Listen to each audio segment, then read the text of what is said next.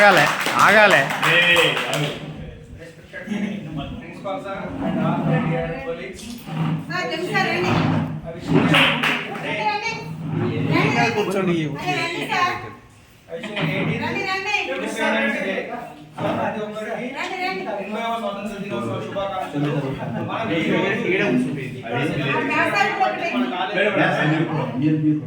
Sir ఆగుండి speech ఇవ్వమన్నారు మళ్ళీ మనం మాట్లాడుతున్నాం. ఒక్క నిమిషం. సో ఈ ఇండిపెండెన్స్ డే సందర్భంగా ప్రతి ఒక్కరు దేశం కోసం ప్రాణాలు అర్పించినటువంటి మన స్వతంత్ర సమరయోధుని మనం ఒకసారి గుర్తు చేసుకోవాలి.